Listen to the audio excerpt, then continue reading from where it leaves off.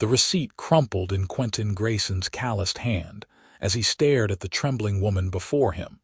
Her dark hair matted with trail dust, and her green eyes blazing with equal parts terror and defiance. And he knew in that instant that some transactions were too vile to honor, even if you were the buyer. The saloon had fallen silent when her brother dragged her through the door an hour earlier, his fingers wrapped around her thin wrist like iron shackles. Shafter, Texas wasn't much more than a cluster of sun-bleached buildings squatting in the desert heat of 1878, but even by frontier standards, what Thomas Abbott proposed was beyond the pale. Quentin had been nursing his whiskey at the bar when the bastard started his auction, treating his own flesh and blood like livestock at market. $50, Thomas had announced, shoving his sister forward. She can cook, clean, and she doesn't talk back much. Any takers? The men in the saloon had shifted uncomfortably. Some looked away. Others stared with interest that made Quentin's stomach turn. The woman, who couldn't have been more than 22 or 23 years old, kept her chin up despite the humiliation burning red across her cheekbones. Quentin had stood before he realized what he was doing. $50. His voice cut through the murmurs like a knife. Thomas's eyes lit up with greed. You got yourself a deal, mister. The transaction happened quickly. Quentin counted out the bills, each one feeling heavier than the last. Thomas snatched the money, scrawled something resembling a receipt on a piece of brown paper, and was out the door before his sister could even process what had happened. Now she stood in the dusty street outside the saloon, watching Quentin with those fierce green eyes.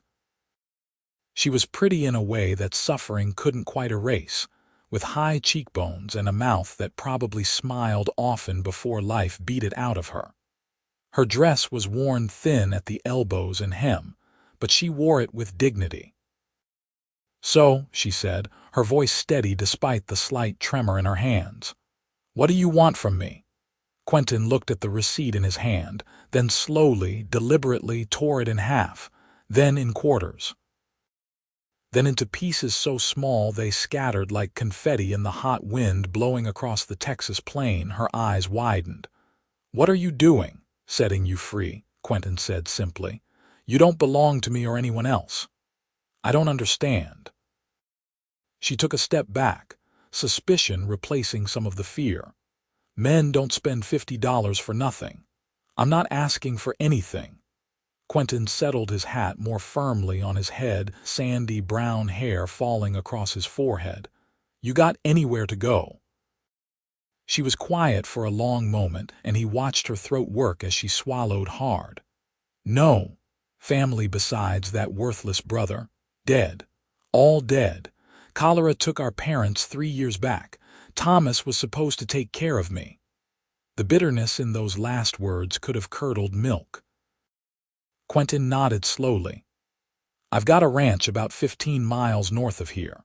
Small operation, just cattle and horses. My sister Ruth lives there with her husband and their 2 boys. I could use help with the cooking and housekeeping if you're willing to work for fair wages and a roof over your head. No strings attached. Why would you do that? The suspicion hadn't left her voice, but something else crept in alongside it, something that might have been hope. Because what your brother did was wrong, and I'd like to think there's still some decency left in this territory. He met her eyes steadily. Name's Quentin Grayson. Friends call me Quinn. Beatrice, she said after a pause. Beatrice Abbott, most people call me B. Well, B. Abbott, what do you say? I've got a wagon at the livery and I'd like to get back before dark. She looked behind her at the saloon, then down the dusty street of Shafter where her brother had just sold her like a sack of grain. When she turned back to Quentin, her jaw was set with determination. I'll work harder than anyone you've ever hired. I'll earn my keep 10 times over. I don't doubt it, Quentin said, and found himself smiling for the first time all day. The ride to the Grayson ranch took 3 hours over rough terrain dotted with mesquite and prickly pear. Bee sat rigid on the wagon seat beside Quentin, her hands clasped tightly in her lap. She didn't speak much at first, and Quentin didn't push. He'd learned patience working with horses and cattle. People weren't much different when they'd been spooked. "How long have you had the ranch?" she asked finally, as the sun began its descent toward the horizon. 5 years. Bought it with money I saved working cattle drives up to Kansas. It's not much yet, but it's mine free and clear. And your sister lives with you, Ruth and her husband Ben. They came out 2 years ago after Ben got hurt in a mining accident back in Missouri. Couldn't do the heavy work anymore, but he's good with accounts and managing supplies. Their boys are 8 and 6, wild as March hares but good kids. Bee nodded, absorbing this information. "What happened to your parents?" Pa died in the war. Ma passed a few years after. Fever. The old pain had dulled to an ache he'd learned to live with. "Just me and Ruth left. I'm sorry." Her voice had softened, and when he glanced over, some of the hardness had left her expression. "Life's hard out here," Quentin said. "But it can be good, too, if you've got people you trust around you." The ranch came into view as the sun painted the sky orange and pink. It wasn't grand, just a sturdy house built of adobe and wood, a barn, a stable, and several corrals. But it was well maintained, and smoke rose welcomingly from the chimney. A woman emerged from the house at the sound of the wagon, wiping her hands on her apron. She had Quentin's same sandy brown hair and strong features. "Quinn, we weren't expecting you back today." Ruth's eyes moved to Bee, curious but not unfriendly. Quentin helped Bee down from the wagon. "Ruth, this is Beatrice Abbott. She's going to be helping around the house for a while. Bee, my sister Ruth Hartley." Ruth's sharp eyes took in Bee's worn dress and wary expression, and understanding flickered across her face. She'd lived on the frontier long enough to read between lines. "Well, that's wonderful. Come inside, both of you. Supper's nearly ready." The house was warm and clean, filled with the smell of cornbread and beans. 2 boys raced through the main room, whooping with energy, until Ruth's stern voice stopped them short. A lean man with graying hair and a pronounced limp emerged from a back room, offering a gentle smile. "You must be Bee. I'm Ben. Welcome to our home." Something in Bee seemed to unwind slightly at the genuine welcome in their faces.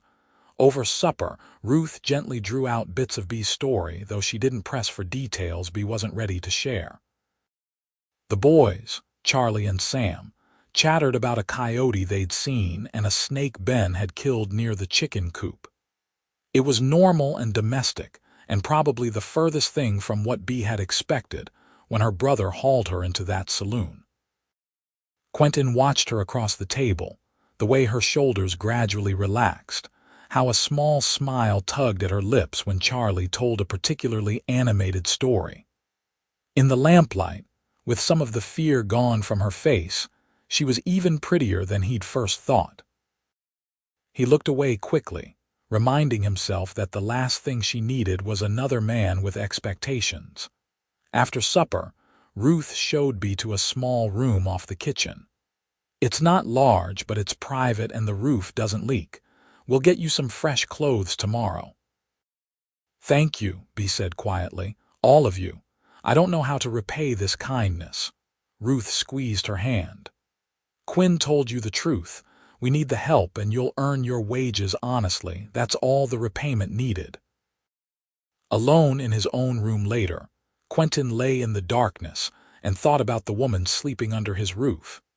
He'd acted on impulse in that saloon, driven by anger at Thomas Abbott and something deeper, some bone-deep conviction that he couldn't stand by and watch.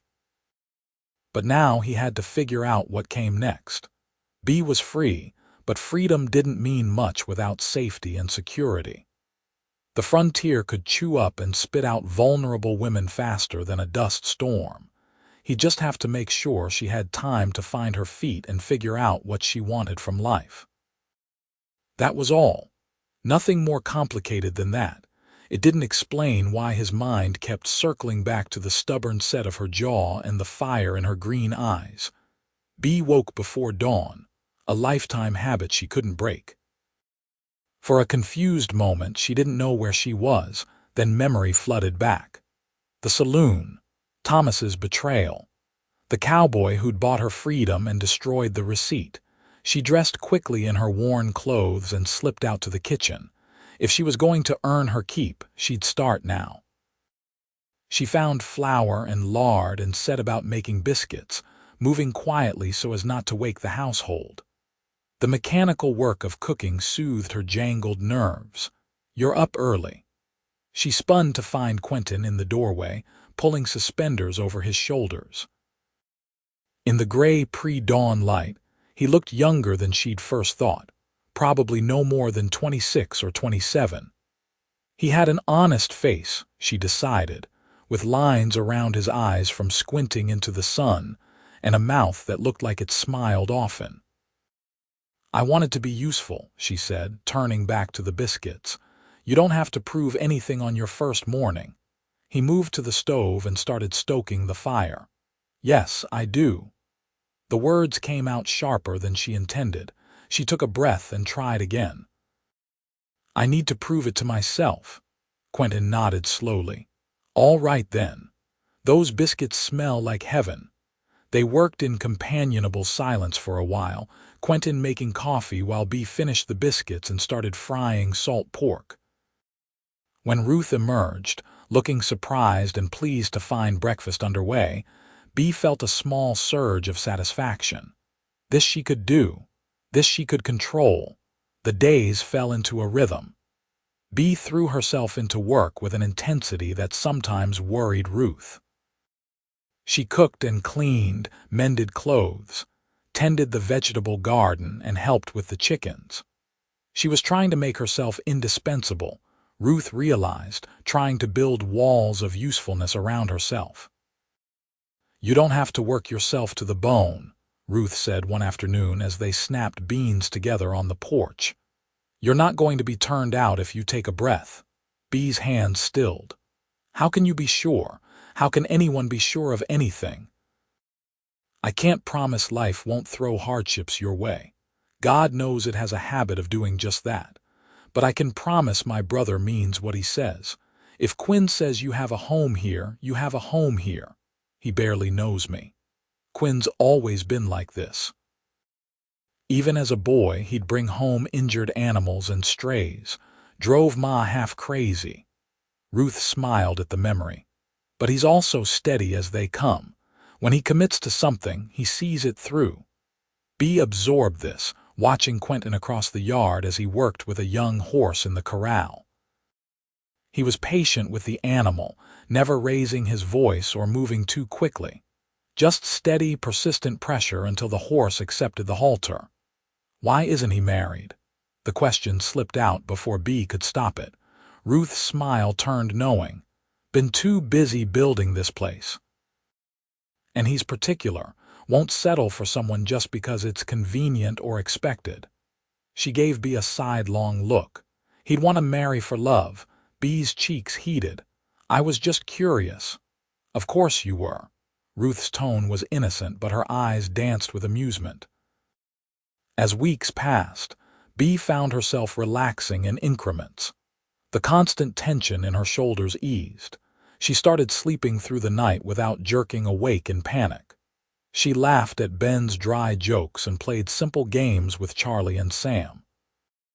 The fear that had been her constant companion began to recede like floodwaters after a storm, and she found herself noticing Quentin.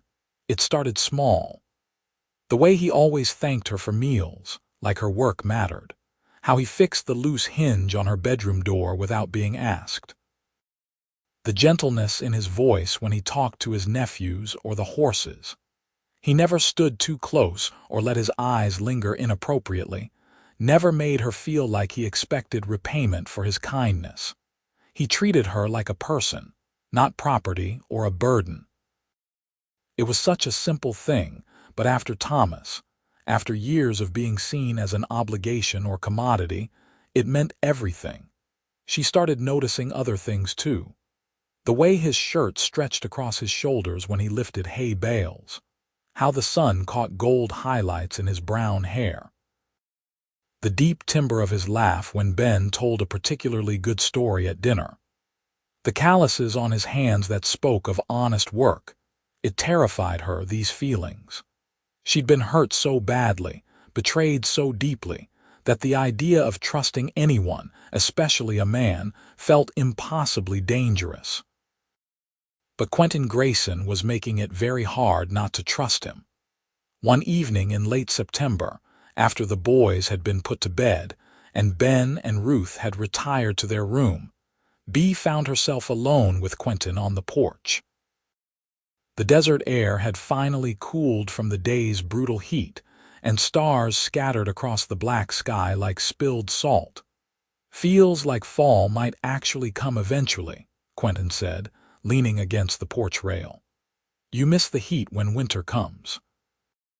Bea asked, settling into one of the rough-hewn chairs. "Not even a little bit," he grinned. "I'll take cold over cooking any day. Winter in Texas isn't so bad anyway, not like up north." They sat in comfortable silence for a moment. Bea had learned that Quentin didn't feel the need to fill every quiet space with words, which she appreciated. But tonight, she had something she needed to say. "I never properly thanked you," she began, "for what you did in Shafter. You don't need to thank me." "Yes, I do. You could have walked away, most men would have, but you spent your money and asked for nothing in return." She looked at him directly. "Why?" Quentin was quiet for a long moment, his expression thoughtful. "My pa used to say that the measure of a man isn't what he does when people are watching, but what he does when nobody would know the difference. When I saw what your brother was doing, I knew I had two choices. I could tell myself it wasn't my business and go back to my drink, or I could do something about it." He met her eyes. "I had to be able to live with myself after." "Still, it was $50. That's not nothing." "No," he agreed, "but you're not nothing either, Bea Abbott. You're worth 10 times that, 100 times that, and the fact that your brother couldn't see it says everything about him and nothing about you." Tears pricked her eyes unexpectedly. She blinked them back. "He wasn't always like that. When we were children, before our parents died, he was kind. He protected me." "People change," Quentin said quietly, "not always for the better. Grief can twist a person up inside, and some folks let it poison them. That's not your fault, and it's not your responsibility to fix him." "I know. I just wish things had been different, so do I. But we've got to deal with what is, not what we wish could be." They talked long into the night about small things and large ones. Bea told him about her childhood in Missouri before her family moved to Texas, about her mother's flower garden and her father's booming laugh. Quentin spoke of the war's aftermath, of learning to ranch from old hands who'd been working cattle since before Texas was a state, of his dreams to expand the herd and maybe breed horses someday. When Bea finally went to bed, she felt lighter than she had in years. And in the morning, when Quentin smiled at her over coffee, she felt something warm unfurl in her chest. October brought cooler weather and busier times. Cattle had to be moved to different pasture, fences needed mending, and preparations made for winter. Quentin hired 2 hands to help with the work, young men from Shafter named Pete and Jake, who were more reliable than most. Bea found herself watching for Quentin's return each evening, found excuses to bring water out to where he was working, lingered in conversation longer than strictly necessary. She caught him watching her sometimes too, his dark eyes warm and thoughtful before he looked away. Ruth noticed, of course. "You two are dancing around each other like nervous colts," she said one morning, too amused to be subtle about it. I don't know what you mean, Bea protested, but her cheeks burned. Hum. Look, I'm not one to meddle, but I'm going to anyway. Quinn likes you, more than likes you if I'm reading things right, and unless I'm completely blind, which I'm not, you feel the same way. Bea set down the bread dough she was kneading. Ruth, I can't. It's too soon, and I was literally sold like property 2 months ago. What kind of woman develops feelings that quickly? The human kind, Ruth said gently. Bea, there's no rule book for this.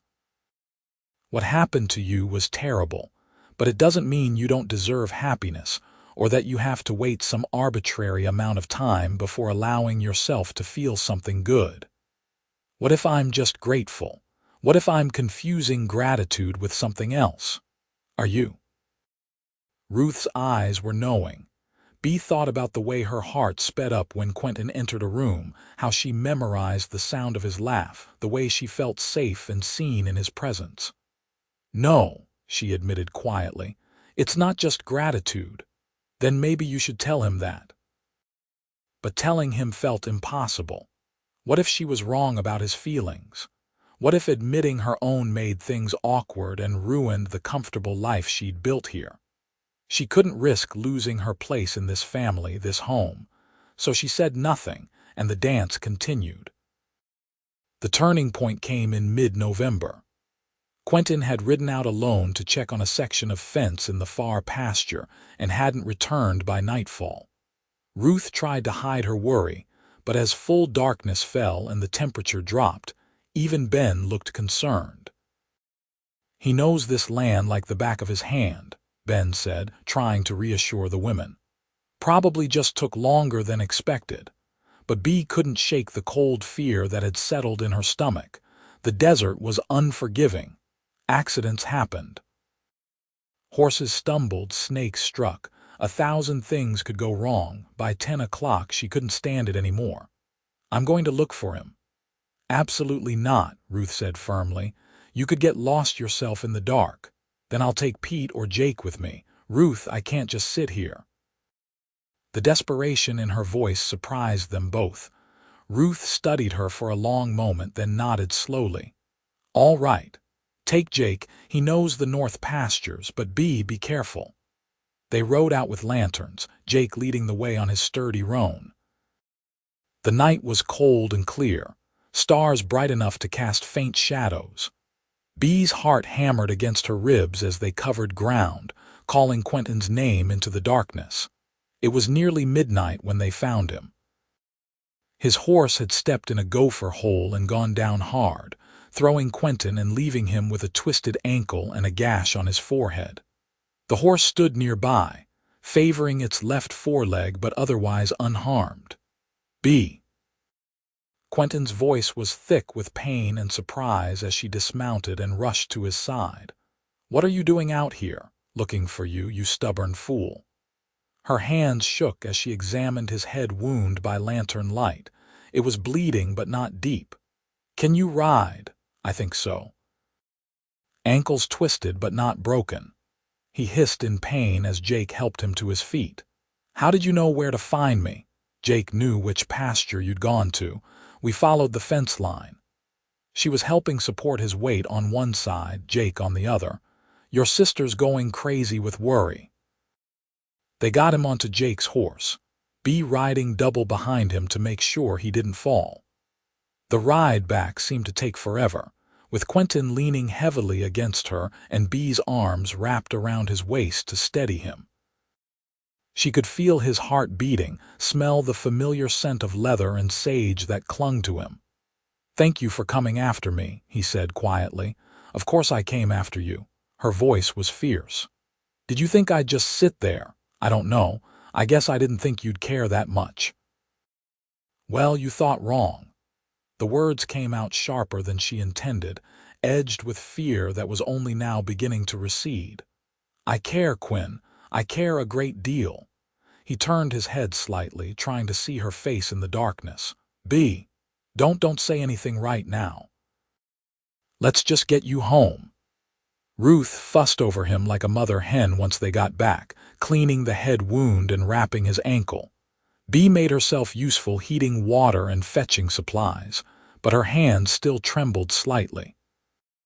When everything was settled and Quentin was propped up in bed with his leg elevated, Ruth finally herded everyone else out. Bea was halfway to her own room when Quentin's voice stopped her. "Bea, wait." She turned back to find him in his doorway, leaning on a makeshift crutch. "You should be resting. I need to say something first." He took a careful hop forward. "What you said out there about caring, did you mean it?" Her heart climbed into her throat. "Of course I meant it. How much?" His dark eyes were intense, searching her face. "Because I need to know where we stand, Bea. I've been trying to give you space, trying not to push, but every day it gets harder. Every day I want to tell you how much you've come to mean to me, and I hold back because I don't want to make you uncomfortable or feel obligated." Obligated. She took a step closer. "Quinn, I don't feel obligated. I feel terrified because I've never felt this way before, not even before everything fell apart. I feel guilty because how can I have feelings for someone when just 2 months ago I was being sold in a saloon? I feel confused because nothing about this makes sense by any reasonable timeline." "But," he prompted gently, "but I do have feelings for you, strong ones. I think about you constantly. I watch for you to come home every evening. When you were missing tonight, I felt like I couldn't breathe properly until we found you." The words tumbled out in a rush. "I care about you, Quentin Grayson, and it scares me half to death." He closed the distance between them, balancing carefully on his good leg. "It scares me too. I've never felt this way about anyone before. But Bea, I don't think there's a right timeline for these things. The heart wants what it wants, and mine wants you. Even though I'm damaged." The question came out small and vulnerable. "You're not damaged. You're strong and brave and resilient. You survived something terrible and came out the other side with your spirit intact." His hand came up to cup her cheek gently. "I think you're remarkable." Tears spilled over, but they were good tears this time. "I think you're remarkable too. Can I kiss you?" he asked softly. "I've wanted to for weeks now." Instead of answering, she rose on her toes and pressed her lips to his. The kiss was gentle and tentative at first, then deeper as weeks of suppressed longing bubbled to the surface. His arms came around her waist, pulling her close, and she melted into him, feeling safe and desired and valued all at once. When they finally broke apart, both were breathing hard. Quentin rested his forehead against hers. "I'm falling in love with you, Bea Abbott." "I'm falling in love with you too," she whispered back. "It's the most terrifying and wonderful thing I've ever felt," he laughed, a warm sound full of joy. "We'll figure it out together. No rush, no pressure, just us, taking it one day at a time." "One day at a time," she agreed, and kissed him again from the doorway of their bedroom. Ruth smiled and quietly closed the door. About time, she thought. About damn time. The months that followed were the happiest Bea had ever known. She and Quentin courted properly, with chaperoned buggy rides and long conversations on the porch. He brought her wildflowers from the prairie and fixed anything that needed fixing without being asked. She made his favorite meals and laughed at his terrible jokes and slowly, carefully, let herself believe this was real. Christmas came with surprising warmth, not in weather but in family. They decorated with pine boughs and Ruth taught Bea to make gingerbread. The boys were wild with excitement, and even Ben's chronic pain seemed better with the festive atmosphere. Quentin gave Bea a beautiful shawl he'd ordered from San Antonio, deep green to match her eyes, and she gave him a shirt she'd sewn herself, every stitch made with love. "It's perfect," he said, running his fingers over the careful stitching. "You didn't have to do this." "I wanted to." She smiled, feeling her cheeks warm under his appreciative gaze. You've given me so much, Quinn. A home, a family, yourself. A shirt seems like small repayment. You don't owe me repayment for any of that. He pulled her aside, away from the other's curious eyes. But I love it, and I love you. I love you too. The words came easier each time she said them, the fear gradually giving way to certainty. In January, Quentin took her into Shafter for supplies. It was her first time back since that terrible day, and her stomach churned with anxiety as they drove down the main street. But with Quentin beside her, his solid presence a comfort, she found she could bear it. They were loading supplies into the wagon when a familiar voice made her freeze. Well, little sister. Thomas Abbott looked worse than she remembered, thinner and more haggard, with the telltale signs of too much whiskey and hard living etched into his face. He swayed slightly as he approached, and Bea felt Quentin tense beside her. Thomas. Her voice came out steady, which surprised her. Heard you landed on your feet. His eyes were bloodshot and mean. Heard you're playing house with the cowboy who bought you. Watch your mouth, Quentin said quietly, but there was steel underneath the words. Thomas laughed, an ugly sound. What are you gonna do, cowboy? You already got what you paid for. He didn't buy me, Thomas. He freed me. There's a difference, though I don't expect you'd understand it. Bea stepped forward, and she saw surprise flicker across her brother's face. You sold your own sister because you're weak and selfish and broken. I pity you, but I don't forgive you, and I never want to see you again. You self-righteous little. That's enough. Quentin moved between them, his body language making it clear he'd tolerate no more. The ladies said her piece. Time for you to move along. For a moment, Thomas looked like he might argue, then something in Quentin's expression made him think better of it. He spat in the dust and shuffled away, muttering curses. Bea found she was shaking, but not from fear. From anger, from release, from the satisfaction of finally saying what she needed to say. Quentin's arm came around her shoulders, steadying her. You all right? Yes. She took a deep breath, then another. Actually, I'm better than all right. I needed to do that to face him and tell him exactly what I thought, and I needed him to see that I'm not his victim anymore. You never were a victim, not really. You were a survivor waiting for your chance. He pressed a kiss to her temple. I'm proud of you. They finished loading the wagon and headed home, leaving Shafter and Thomas Abbott behind. As the ranch came into view, Bea felt a profound sense of rightness settle over her. This was her home now. These people were her family, and the man beside her was her future. That evening, as they sat together on the porch watching the sunset paint the sky in shades of orange and gold, Quentin took her hand. Bea, I know we've only been courting a few months, and if you think it's too soon, I'll wait as long as you need, but I have to ask. He turned to face her fully, his expression earnest. Will you marry me? Will you let me spend the rest of my life showing you how much you're loved and valued and cherished? Her heart felt too large for her chest. Yes. Yes, Quinn, I'll marry you. I can't imagine anything I want more. He kissed her then, sweet and deep, full of promise and hope.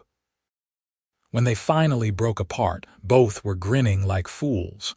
Should we go tell Ruth? She'll want to start planning immediately. Bea laughed. She probably already knows. I think your sister might be part fortune teller. As if summoned by her name, Ruth appeared in the doorway, took one look at their faces, and let out a whoop that brought Ben and the boys running. They were married in March of 1879, in a simple ceremony in the ranch house with Ruth and Ben as witnesses and the boys as ring-bearers. Bea wore a new dress Ruth had helped her sew, pale blue with white lace trim, and carried wildflowers Quentin had picked that morning. He wore the shirt she'd made him for Christmas and looked at her like she hung the moon and stars. The minister from Shafter performed the ceremony, though he wisely didn't mention where he'd first seen the couple. When Quentin said, I do, and slipped the simple gold band on her finger, Bea felt something fundamental shift inside her. She was no longer Beatrice Abbott, the girl who'd been betrayed and sold. She was Beatrice Grayson, beloved wife and partner with a future bright with possibility. The kiss they shared as husband and wife was chaste given the audience, but full of promise for the night to come. Charlie made a face and Sam giggled, and Ruth cried happy tears while Ben beamed. They celebrated with a feast Ruth and Bea had prepared together, tables groaning with food and the house filled with laughter. A few neighbors joined them, good people who'd become friends over the months. As the sun set and lanterns were lit, someone produced a fiddle and there was dancing in the yard. Quentin swept Bea into his arms for the first dance, holding her close as they swayed to the music. "Happy, Mrs. Grayson. Happier than I ever thought possible, Mr. Grayson." She rested her head against his chest, listening to his heartbeat. "Thank you for seeing me that day, for not turning away. Thank you for being brave enough to accept help." He kissed the top of her head, "and for loving me back. Always," she promised. "I'll always love you." Their wedding night was tender and sweet, Quentin patient with her nervousness, and careful to make sure she felt safe and cherished. They learned each other slowly, mapping out the territory of marriage with gentle hands and whispered words. When they finally fell asleep in each other's arms, Bea felt complete in a way she'd never experienced before.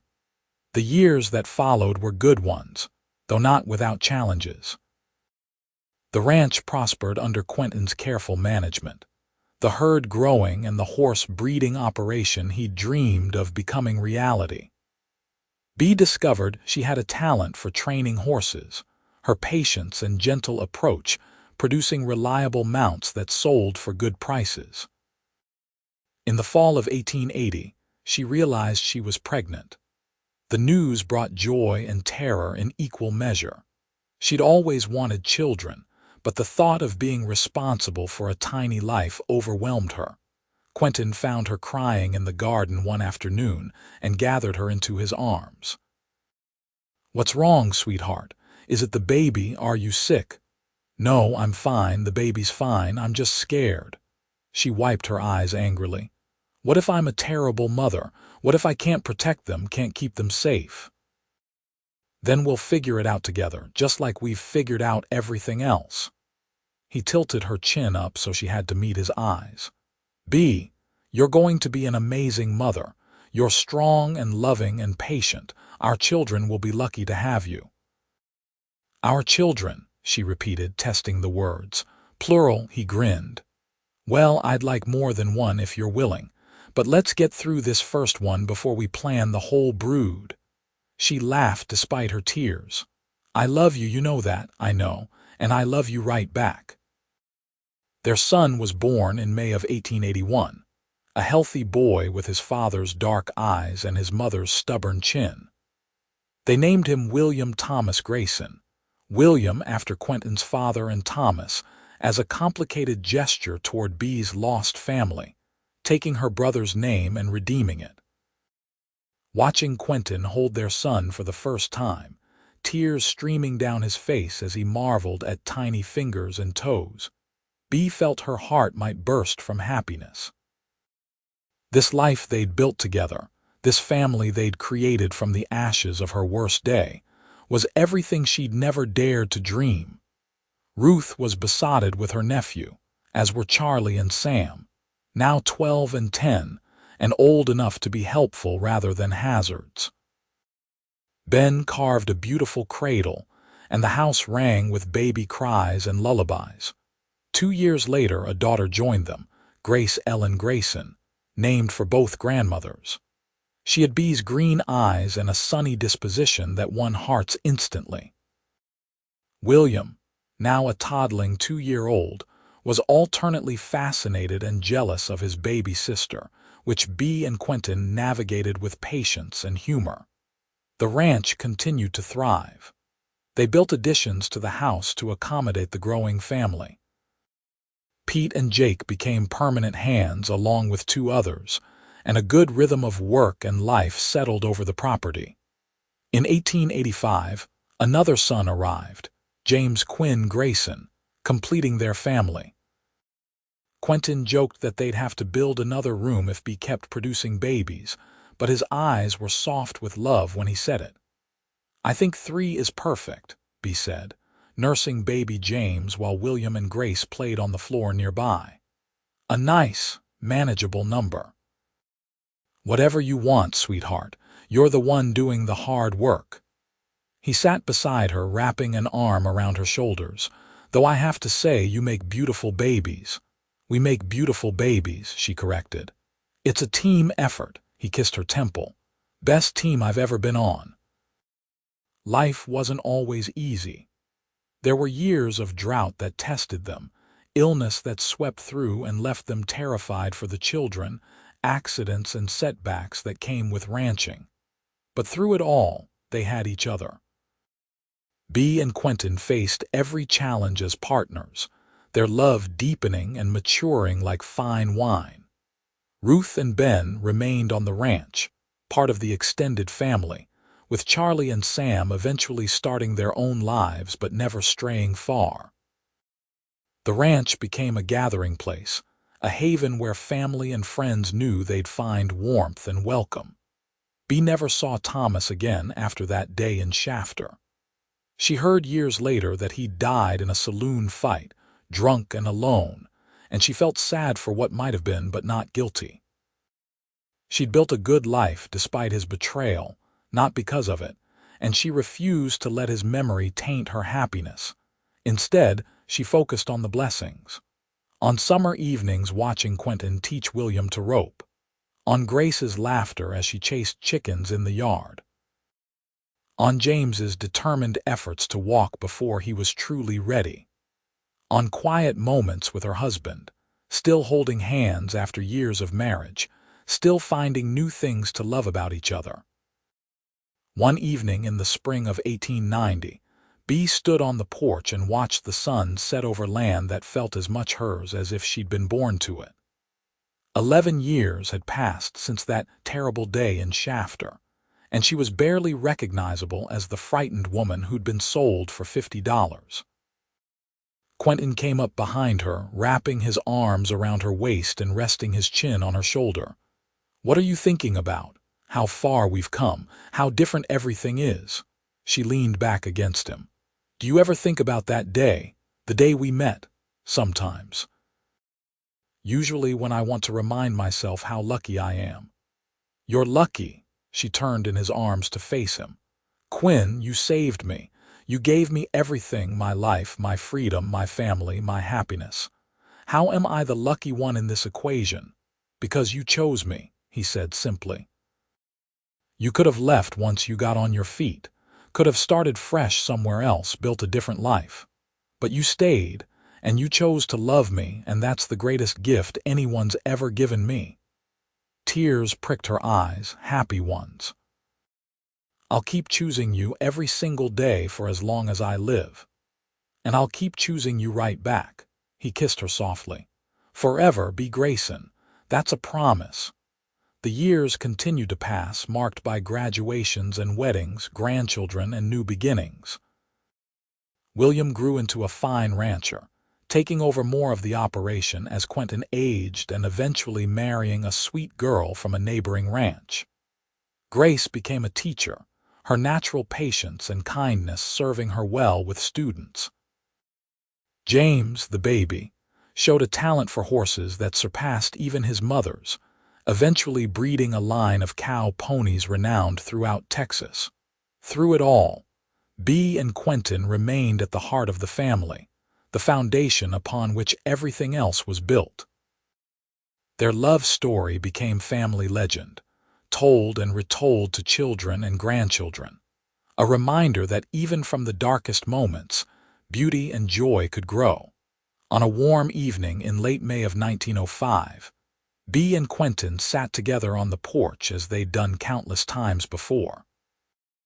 They were in their 50s now, hair graying and hands bearing the marks of hard work and good living.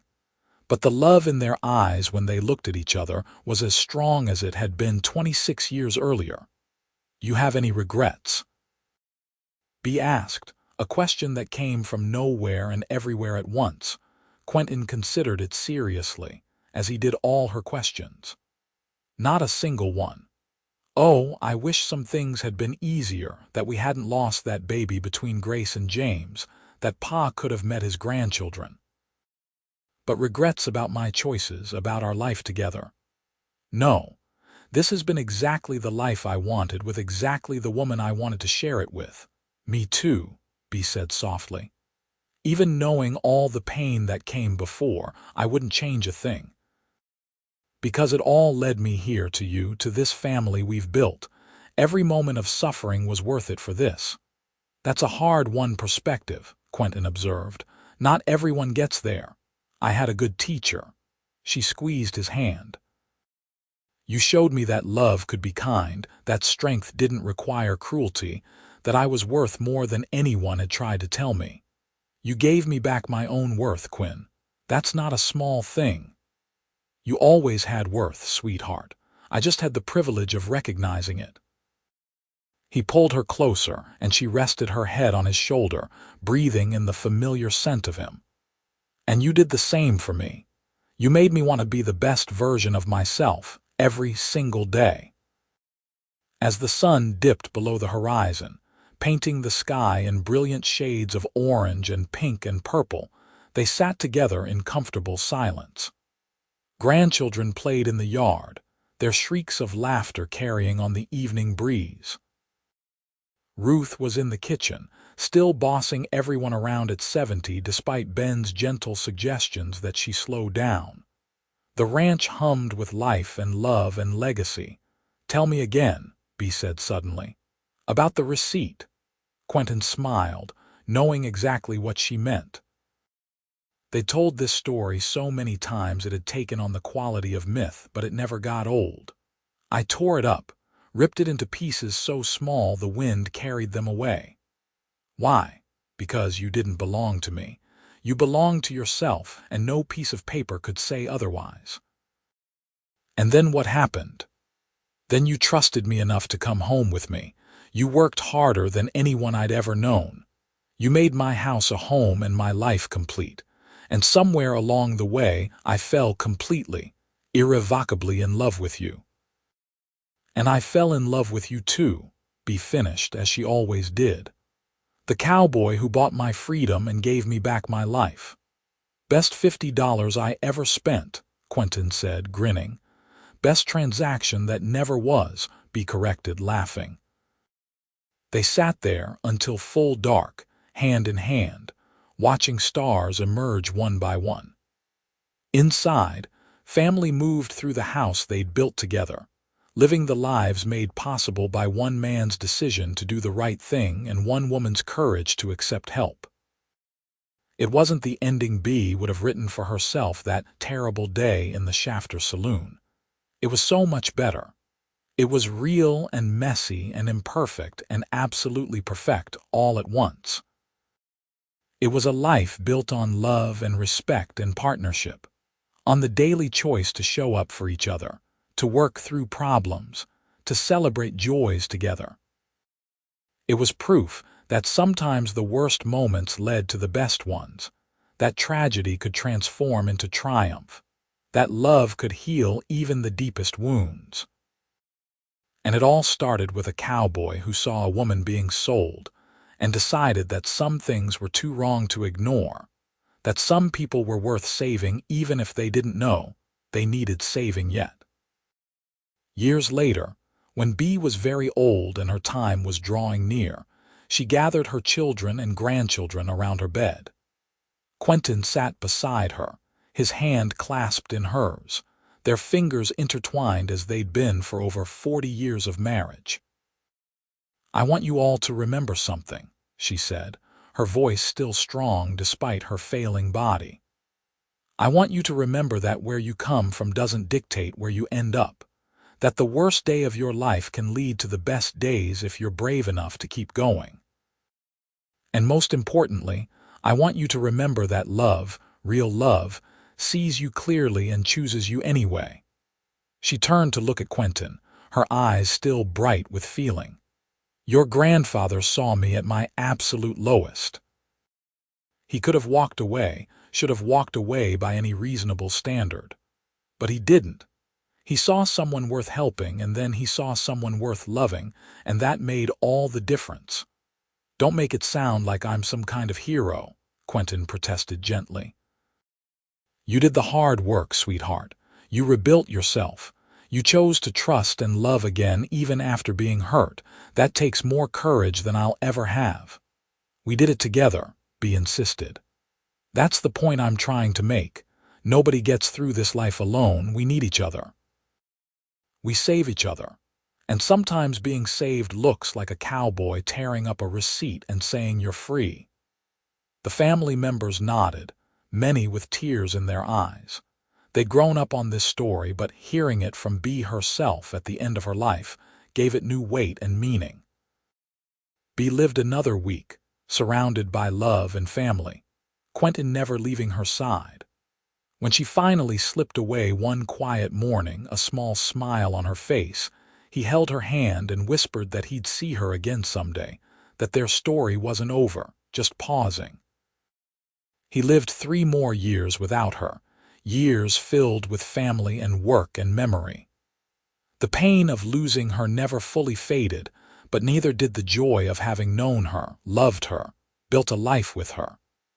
When his own time came, his last words were her name, spoken like a prayer and a promise. They were buried side by side on a hill overlooking the ranch, under a large oak tree they'd planted together in their early years. The headstones were simple, bearing their names and the inscription, "Two souls who found each other in the hardest times and built something beautiful together." The ranch continued, passed down through generations, each one adding their own chapter to the story. But the heart of it, the foundation, remained the same. It was built on the day Quentin Grayson saw Beatrice Abbott being sold in a saloon and decided that some transactions were too vile to stand, that some people were worth fighting for, that $50 was a small price to pay for doing the right thing. He'd bought her freedom and torn up the receipt, asking nothing in return. And in doing so, he'd given them both something far more valuable than any piece of paper could represent. He'd given them a chance at love, at redemption, at building a life neither could have imagined alone. It was a story of the Wild West at its harsh and beautiful extremes, a reminder that even in the hardest times and places, human decency and love could flourish. That the measure of a person wasn't where they started, but what they chose to do with the hand life dealt them. That sometimes heroes wore cowboy hats and offered help with no strings attached. And that the best love stories weren't about perfect people in perfect circumstances, but about flawed humans choosing each other every single day. The ranch stood for generations, a testament to what Bea and Quentin built together. And on quiet evenings, when the sun set over the Texas plains in shades of gold and orange, people swore they could see 2 figures sitting on the old porch, hand in hand, watching the day end and the stars emerge, still choosing each other, still in love, still together even beyond the boundaries of life itself. It wasn't the story anyone would have predicted that day in Shafter, but it was the story they made together, and it was beautiful.